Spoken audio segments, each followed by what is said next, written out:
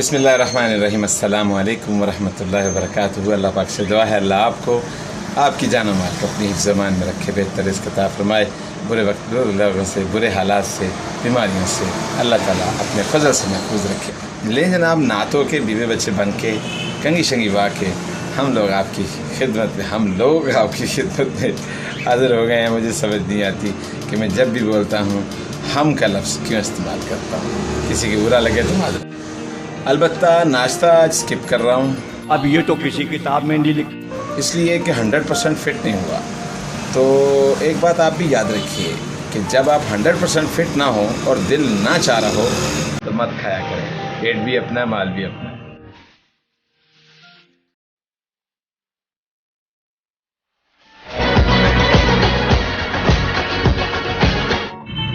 ले जनाब, ठोकर खड़े हैं पिछले घंटे से और राइड जो है वो आने का नाम नहीं ले रही। तो यहाँ से हम करेंगे थोड़ा सा मूव, तो देखते हैं क्या होता है। ले जनाब, राइड नहीं आ रही तो ये एक मौका है कि हम एक बात करें। वो ये है कि क्रीम हेल्पलाइन के बारे में मैंने एक इन्फॉर्मेशन दी थी जो कि गो सेवर के बारे में थी। पहले तो अगर ये मैसेज मेरा क्रीम वालों तक पहुंच जाए ना तो बहुत अच्छी बात है। मैं उनसे कहता हूं कि ये जितने हेल्पलाइन वाले हैं इनकी ट्रेनिंग करें, अल्लाह का वास्ता इनको पूरी इन्फॉर्मेशन के साथ बिठाया करें। इनको टट्टू भी नहीं पता होता। हर बंदा एक ही मसले का डिफरेंट किस्म का सलूशन बताता है, बिल्कुल तुक्के मारता है। मैंने सेवर गो के बारे में पूछा था, ये सस्ती है क्यों है। भाई साहब ने मुझे बताया कि जी इसमें एसी जो है कैप्टन की मर्जी के मुताबिक चलाया जाता है। अगर कैप्टन राजी हो जाए कुछ पैसे लेके तो एसी चलाया जा सकता है। ये मैंने इन्फॉर्मेशन पिछली वीडियो में दी हुई है। तो जनाब ये टोटली गलत है। माजरत खाऊं मैं उन लोगों से कि जिन लोगों तक ये मैसेज पहुंचा, बिल्कुल ये गलत है। एक्चुअल ऐसी बात नहीं है। सेवर सस्ती है, उसमें कमीशन जो है ना इसने करीम ने कैप्टन से कम लिया हुआ है, इसलिए वो सस्ती है। तो भाई ये क्लियर कर लें। थैंक यू, आपका ये उपकार जिंदगी भर याद रहेगा मुझे। अच्छा चलें, फनी वीडियो का वादा किया था, आप फनी वीडियो जाके देखिए। एक बात बताऊं, तमाम रिश्तेदारों को राजी रखना जिंदा मेंढकों को तोलने के बराबर है। एक को रखो तो दूसरा छलांग मार जाता है, दूसरे को रखो तो तीसरा छलांग मार जाता है।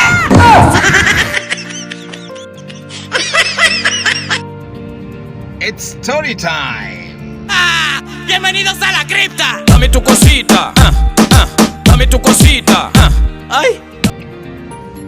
ले जनाब, हमारी स्टोरी ये पहुंची थी इस पे कि पुलिस वालों ने जो हम पे छापा मारा था वो तो हो गए नाकाम और हम लोग दोबारा अपनी बाइक पे बैठे और खरामा अपने घर पहुंच गए।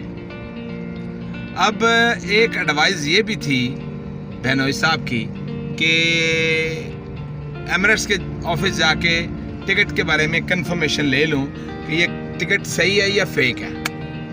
तो मेरा घर आने का 10 बजे का वो टाइम था, तो मैंने कहा 10 बजे से पहले जाके ये मैं काम कर लूँ। तो कलमा चौक में पहुंचा, फिरोजपुर रोड, वहाँ पे ऑफिस था। तो वहाँ जनाब मैंने information Lee.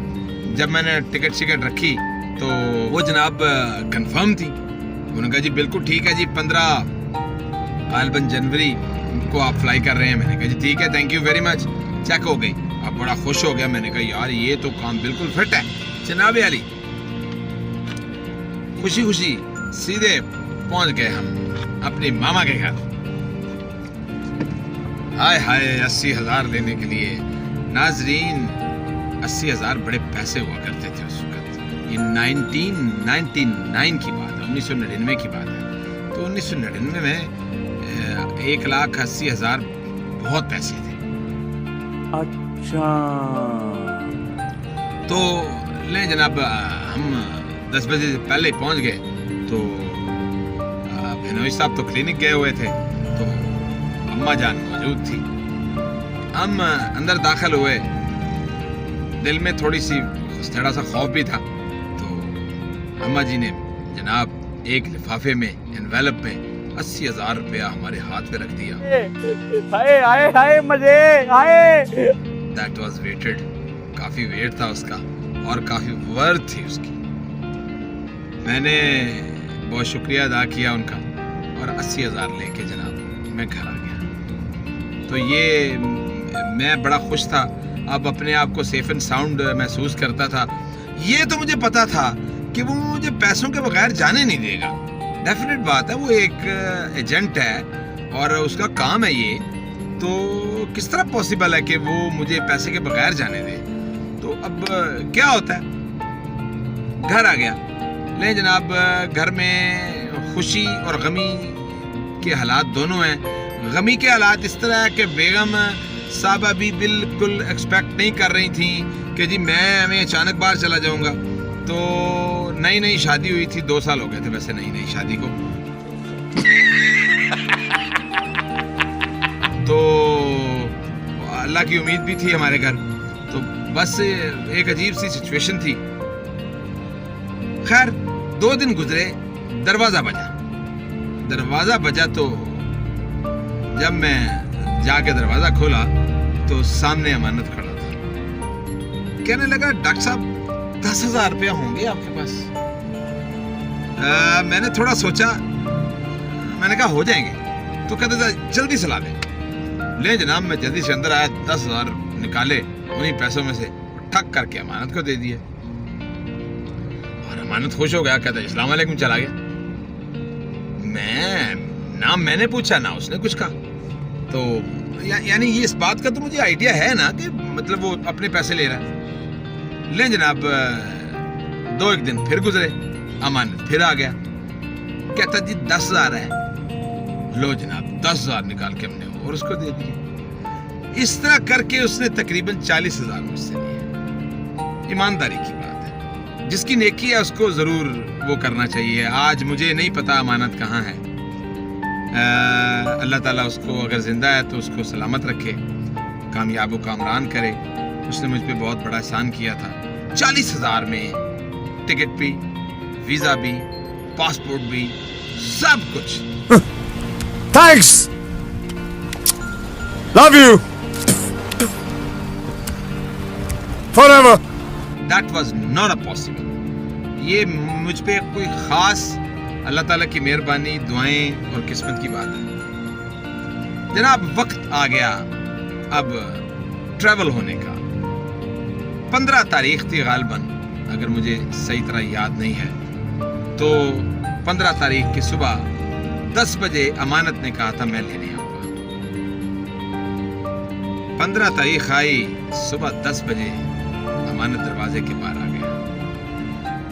I was very happy. Bag मेरे तैयार थे, 2-1 बैग थे। तो घर वाले मतलब एयरपोर्ट जाना चाहते थे। उस वक्त ज़माना था एयरपोर्ट में जाने का। अब तो लोग उबर करीम करते हैं और घर से चले जाते हैं और जहाज़ से उतरते हैं तो उबर करीम करते हैं। तो अमानत ने मुझे ये कहा, मैंने कहा जी वो घर वाले आना चाहते हैं। तो अमानत ने कहा नहीं, वो हमें 1-2 काम है, तो आपकी फ्लाइट जो है वो लेट है, तो इसलिए घर वालों को रहने दे, विद्या ले लें और आ जाएं आप। ले जनाब, हमने वो कहा तो घर वाले परेशान हो गए कि यार ये क्या तरीका है, मतलब कम से कम ये था कि हम लोग साथ जाते। तो मैंने कहा जी ऐसे हो जाएगा। अम्मी भी परेशान हो गई क्योंकि अम्मी वगैरह हमारे घर आ गई हुई थी। तो उनके बेटे जो हैं वो छोटे थे, खैर वो भी आए हुए थे। तो बेटियां भी छोटी थी, 2 बेटे और 2 बेटी हैं वो। तो जनाब भी परेशान हो गए कि ये क्या तरीकाकार है। तो बस बहरहाल उस वक्त उनको कंट्रोल किया और जनाब अमानत साहब के पास गाड़ी थी, हमने गाड़ी में रखे अपने बैग शैग और चल पड़े। अब अमानत साहब हमें ले गए हजूर दाता गंज बख्श अली हजवेरी रहमतुल्लाह अलैह के बाहर एक होटल था, वहां पे ले गए। गाड़ी रखवाई, बंदा आया, उसने अमानत ने उसको कहा कि भाई ये बैग लेके ना ऊपर कमरे, फलाने कमरे में आ जाओ लेके। अब मैं थोड़ा सा परेशान हुआ। What's going on? ये हो क्या रहा है? थोड़ी सी परेशानी हुई, बैग उठाए और बंदे ने और ऊपर कमरे में ले गया। होटल था वो, एक कमरा बुक था और अमानत साहब ने मेरे सामने वाले बेड पे बैठते हुए ये कहा कि असल में गड़बड़ हो गई है। ओह माय गॉड,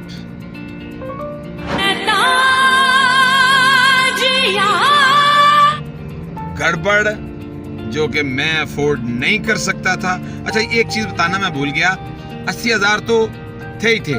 मैंने चूंकि हमारा घर किराए का था तो घर छोड़ना था, अब जितना घर का सामान था मोस्टली वो मैंने बेच दिया और अपनी क्लिनिक भी बेच दी।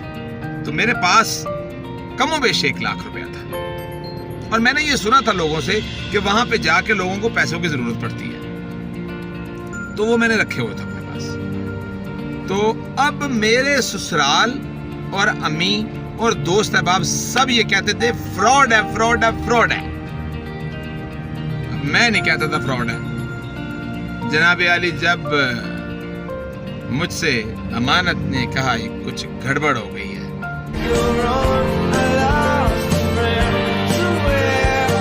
तो हमारी पांव तले जमीन निकल गई। अच्छा, एक और बात बताना भूल गया, मुझे अमानत ने कहा कि सामान मत साथ लाए अभी। तो मैंने घर से मैंने कहा भाई खुदा के बंदे, मेरे घर वाले तो स्यापा डाल देंगे, सामान तो लाना बहुत जरूरी है। मुझे जो भी बात है बाद में बता देना, सामान ले आया तो टेंशन में तो था, सारी बात है। तो कहने लगा भाई बात ये है कि अगली किस्त में बताऊंगा।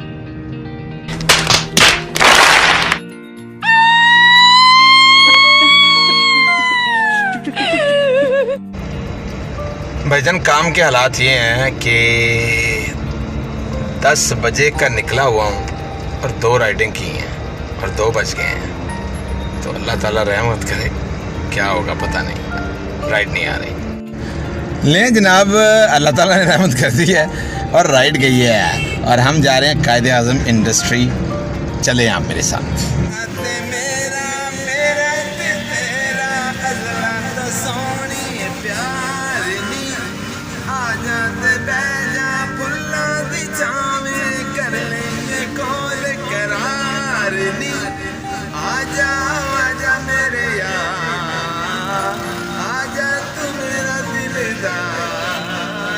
ले जनाब, हमने एप्लीकेशंस बंद कर दी हैं और द्रास के ऑफिस जा रहे हैं क्योंकि द्रास का एक पार्सल वापस करना था और बेगम साहबा बड़े दिनों से हमारे पीछे पड़ी हुई थी और आगे एक बंदा देखें बाइक भी चला रहा है और मैं क्या इसको कहूँ, साथ में मोबाइल भी देख रहा है और बारिश यहाँ पे हुई है। अल्लाह इसको हिदायत दे। और सेंटर में चल रहा है, इसको बिल्कुल कुछ नहीं पता चल रहा। ये देखिए ज़रा, ये देखिए, ये मोटू, इसको कुछ नहीं पता चल रहा। अंदाजा करे ऐसे लोग कहाँ से आ जाते हैं, मुझे नहीं पता। कौन है ये लोग, कहाँ से आते हैं? तो अपना बहुत सारा ख्याल रखिएगा। आज व्लॉग का करते हैं इख्तिताम पजीर। इंशाल्लाह कल अगले नए ब्यूटीफुल व्लॉग में हाज़िरी देंगे। मैं ये हमेशा आपसे कहता हूँ कि बताया ज़रूर करें कि आपको क्या अच्छा लगता है और क्या बुरा लगता है। तो सब्सक्राइब करें, शेयर करें, लाइक करें और हमें प्यार दें। अल्लाह आपको खुश रखे। अल्लाह हाफ़िज़।